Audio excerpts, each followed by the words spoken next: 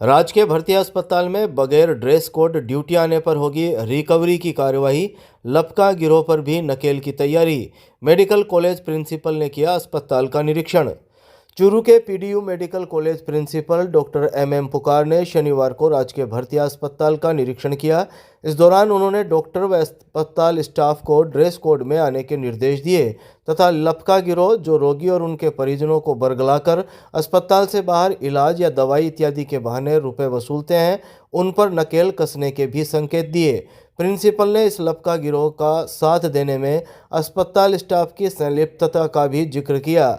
Emergency ward में शाम 4 बजे करीब बिना ड्रेस कोड में मिले जूनियर रेजिडेंट डॉक्टर व नर्सिंग स्टाफ को प्रिंसिपल ने फटकार लगाते हुए कहा कि अगर आज के बाद अस्पताल में कोई भी डॉक्टर या नर्सिंग ऑफिसर बिना ड्रेस कोड में मिला तो सख्त कार्रवाई की जाएगी।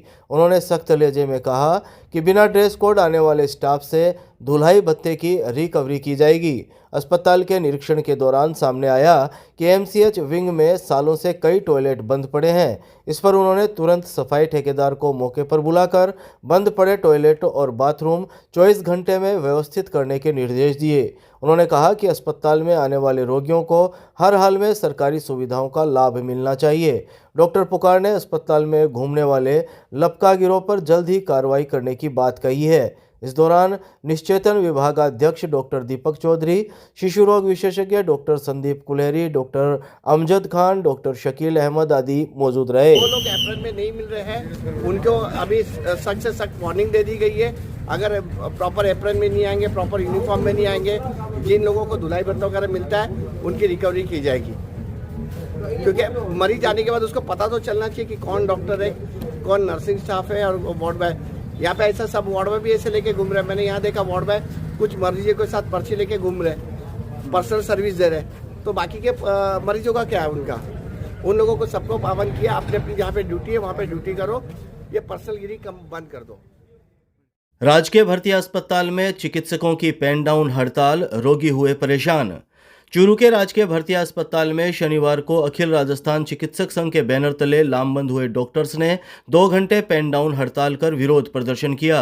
बाड़मेर जिले के सेडवा एसडीएम के खिलाफ कार्रवाई की मांग को लेकर डॉक्टर्स ने जमकर नारेबाजी की। आईएमए के संरक्षक डॉक्टर बीएल नायक ने सुबह 11 बजे करीब जानकारी देते हुए बताया कि बाड़मेर जिले में सेडवा एसडीएम द्वारा चिकित्सकीय कार्य कर रहे डॉक्टर से अभद्रता, राजकार्य में बाधा उत्पन्न करने और जेल में डालने की धमकी के विरोध में डॉक्टर्स ने 2 घंटे पेन डाउन हड़ताल की है। संरक्षक डॉक्टर नायक ने बताया कि डॉक्टर रामस्वरूप रावत को ड्यूटी के दौरान बेवजह धमकाया गया और अभद्र भाषा का इस्तेमाल करते हुए जेल में डालने की धमकी दी गई। इससे चूरू के सभी डॉक्टर आक्रोशित है।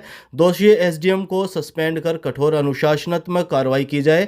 यदि मांगे नहीं मानी गई तो आंदोलन लगातार जारी रहेगा। इसके चलते शनिवार को डॉक्टर्स ने काली पट्टी बांधकर 2 घंटे की पेन डाउन हड़ताल की। हड़ताल के दौरान रोगी और परिजन परेशान हुए। हालांकि आईपीडी और इमरजेंसी सेवाएं सुचारू रही। 1 तारीख को हमारे बाड़मेर के जो सीएससी है सेवा, वहाँ पर डॉक्टर रामस्वरूप जी हैं, उनको वहाँ के जो एसडीएम है बद्रीनाथ विश्नोई, उन्होंने ड्यूटी पर तैनात थे, कर्मठता से काम करे थे।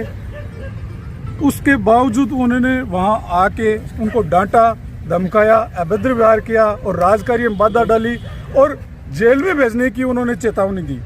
ऐसे अभद्र व्यवहार वाले जो एसडीएम है उसके विरुद्ध हमारी सारी डॉक्टर्स यूनियन दिनांक 1 को हमने दिनांक 3 को सोमवार को हमने 2 घंटे कार्य बहिष्कार किया था। उसके बाद में काली पट्टी बांधकर विरोध प्रदर्शन कर रहे हैं और आज हमारे सारे चिकित्सक 2 घंटे का 9 से 11 तो कार्य बहिष्कार, पेन डाउन कार्य बहिष्कार कर रहे हैं। और जब तक उस जो अमर्यादित और गुंडे टाइप के एसडीएम को जब तक कोई सजा नहीं मिल जाती तब तक हमारा आंदोलन जारी रहेगा।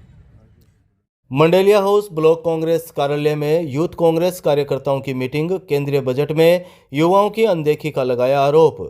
चूरू के पंखा रोड स्थित शहर एवं देहात ब्लॉक कांग्रेस कमेटी कार्यालय मंडेलिया हाउस में शनिवार को यूथ कांग्रेस कार्यकर्ताओं की बैठक का आयोजन किया गया।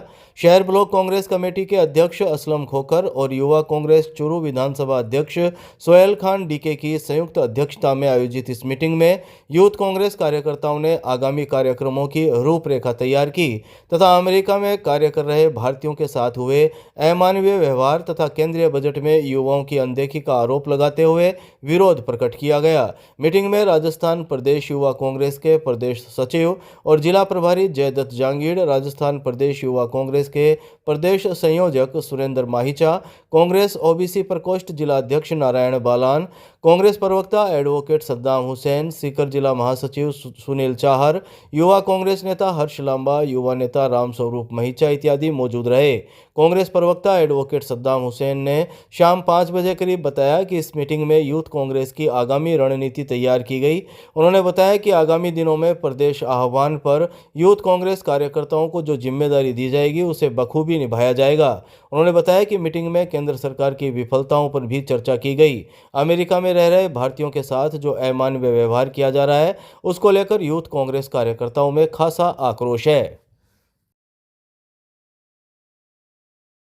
जयपुर रोड स्थित अधीक्षण अभियंता कार्यालय में सांसद राहुल कसवा ने ली RDSS योजना की मीटिंग।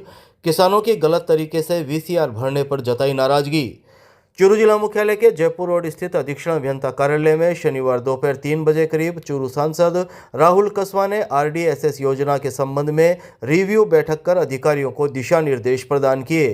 सांसद कसवा ने ढाणियों में विद्युत कनेक्शन को लेकर कहा कि पहले से चूरू संसदीय क्षेत्र में 45,000 से अधिक ढाणियां वंचित है और नए सर्वे में यह संख्या 65,000 के लगभग हो जाएगी।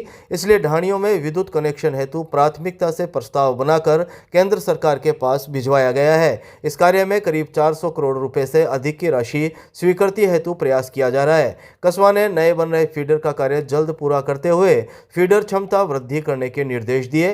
सांसद राहुल कसवा ने किसानों की गलत तरीके से VCR भरने पर नाराजगी जताते हुए कहा कि चूरू संसदीय क्षेत्र में राजनीतिक द्वेषता के साथ साथ बड़ी बड़ी राशि की टारगेटेड VCR भरने का खेल किया जा रहा है। उच्च अधिकारी विभाग के अधिकारियों को इस कृत्य हेतु पाबंद करें और VCR के नाम पर आमजन को आर्थिक रूप से मारने का जो काम किया जा रहा है उसको रोकें। उन्होंने कहा कि विभाग को पहले अपना सिस्टम सुधारने की जरूरत है। उन्होंने कहा कि आम आदमी की 5 से 7 लाख रुपए और झींगा उत्पाद किसानों की 45 से 50 लाख रुपए की टारगेटेड VC भरने का काम किया जा रहा है। MP कसवा ने कहा कि चूरू संसदीय क्षेत्र में विद्युत व्यवस्था को अत्याधुनिक करना हमारी पहली प्राथमिकता है। इसके लिए स्मार्ट मीटरिंग, खेती व घरेलू लाइनों को अलग अलग करना, नए GSS निर्माण, GSS अपग्रेडेशन आदि जरूरी कार्य है। उन्होंने बताया कि भारत सरकार के ऊर्जा सचिव से मुलाकात कर इन मुद्दों का उनके समक्ष रखा गया है। ऊर्जा सचिव ने इस संबंध में उच्च अधिकारियों को चूरू भेजकर समाधान करवाने का आश्वासन दिया था।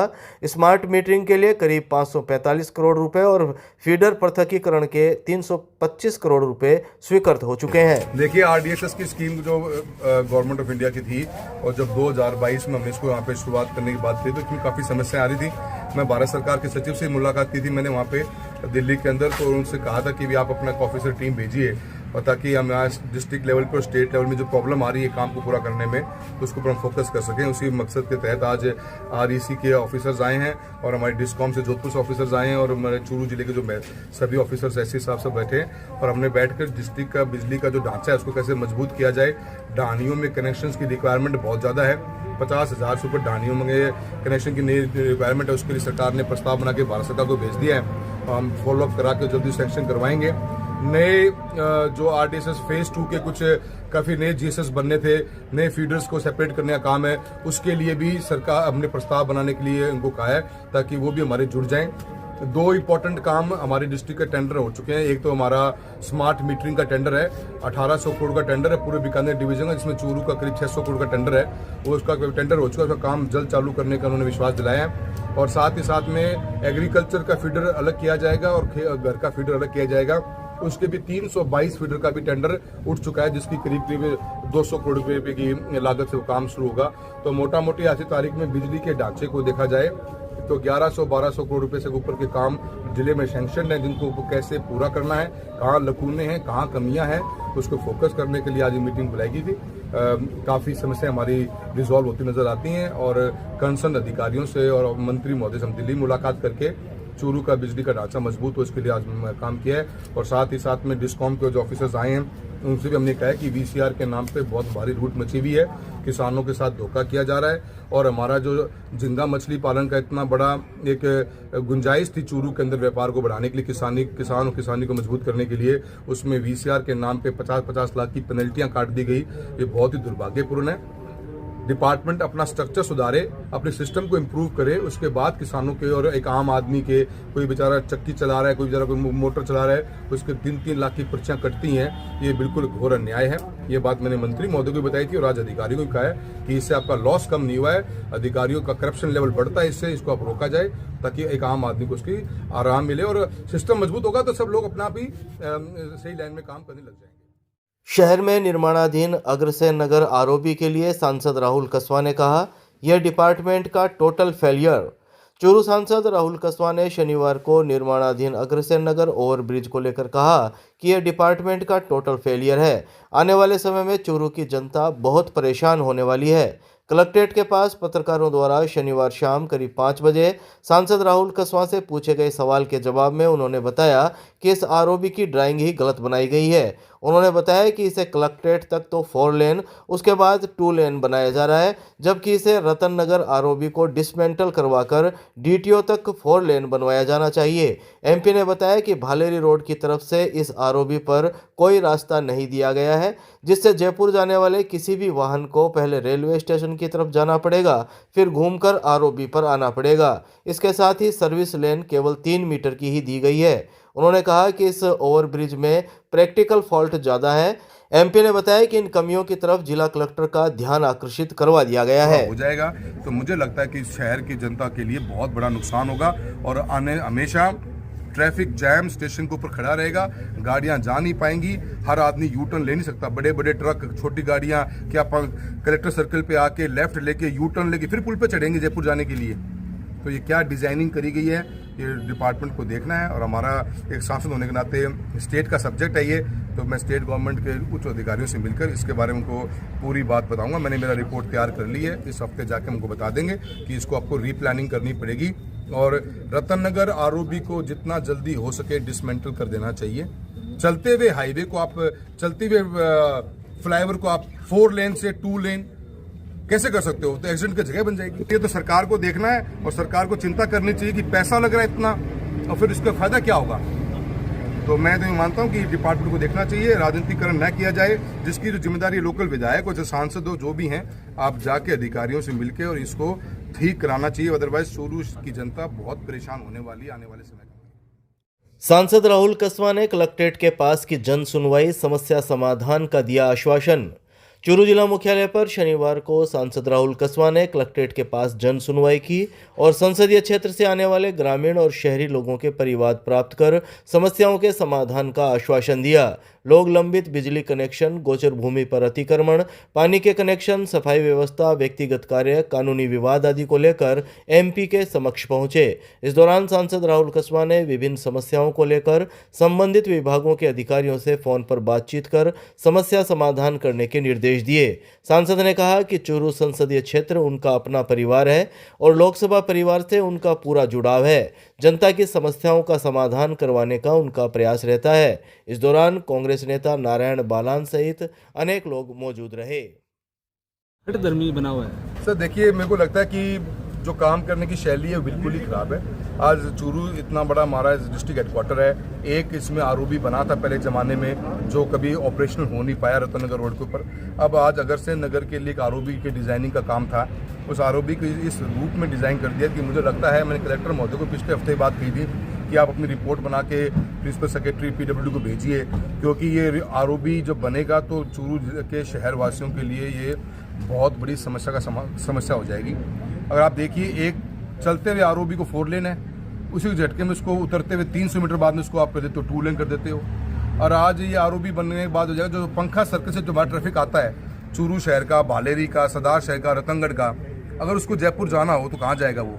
पहले तो वो पंखा कलेक्टर सर्कल से लेफ्ट जाए, वहाँ पे 3 मीटर की आपको रोड मिलेगी, 3 मीटर में मतलब एक ट्रक निकल सकता है। फिर आगे जाके स्टेशन के पास से यू टर्न लेके ऊपर पुल के ऊपर चढ़ के आए। जब ये पुल उतरेगा रतनगढ़ रोड के ऊपर तो 100 मीटर बाद में दोबारा पुल चालू हो जाएगा।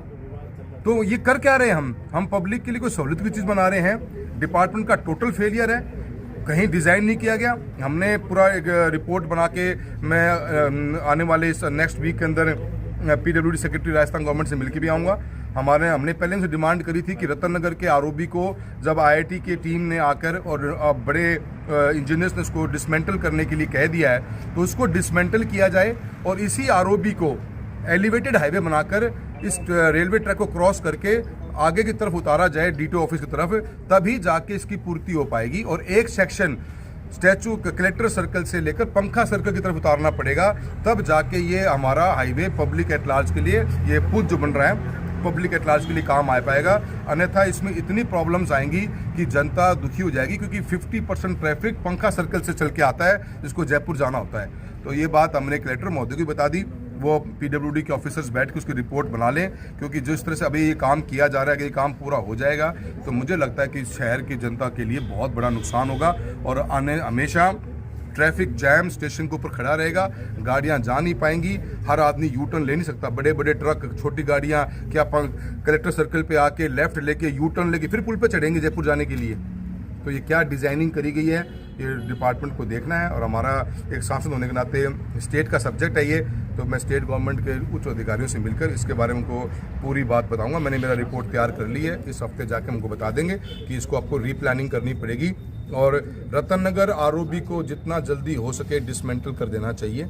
चलते हुए हाईवे को आप, चलते हुए फ्लाईओवर को आप 4 लेन से 2 लेन कैसे कर सकते हो? तो एक्सीडेंट की जगह बन जाएगी। तो किसके दबाव में किया जा रहा है सर 4 लेन से 2 लेन? देखिए वो तो मैं इसके अंदर राजनीति करना नहीं चाहता। मैं इतना जानता हूँ जो भी संबंधित जिनकी सरकार है उनको सोचना चाहिए इस बारे के ऊपर। ये पब्लिक एट लार्ज का काम है। पहले भी आप अपना एक बड़ा सुंदर काम आप रतन नगर फ्लाईओवर कर चुके हो, उसका जनता भुगत रही है। आज सिटी के अंदर हमने साथ में मैंने कलेक्टर भी कहा था, आपको कहा था क्या तीनों शहर में 3 हमारे पुल हैं, पूनिया कॉलोनी है, अगस्त्य नगर है और रतन नगर रोड है, तीनों पे काम चल रहा है। हैवी ट्रैफिक जाने की जगह नहीं बची हुई और एक नया ROW एक राइट ऑफ वे दिला दे गवर्नमेंट, तो एक प्रावधान है पूनिया कॉलोनी के टेंडर के अंदर भी कि आपको पब्लिक एट लार्ज को ROW देना पड़ेगा, तो कुछ हमारा एक्स्ट्रा कोई फाटक बन जाए तो पब्लिक आ सके। आज पूरा शहर कट हो चुका है रेलवे लाइन क्रॉसिंग के कारण। तो ये तो सरकार को देखना है और सरकार को चिंता करनी चाहिए कि पैसा लग रहा है इतना और फिर इसका फायदा क्या होगा। तो मैं तो ये मानता हूँ कि डिपार्टमेंट को देखना चाहिए, राजनीतिकरण न किया जाए। जिसकी जो जिम्मेदारी लोकल विधायक और जो सांसद हो जो भी हैं, आप जाके अधिकारियों से मिलकर और इसको ठीक कराना चाहिए। अदरवाइज सोलू की जनता बहुत परेशान होने वाली है आने वाले समय में।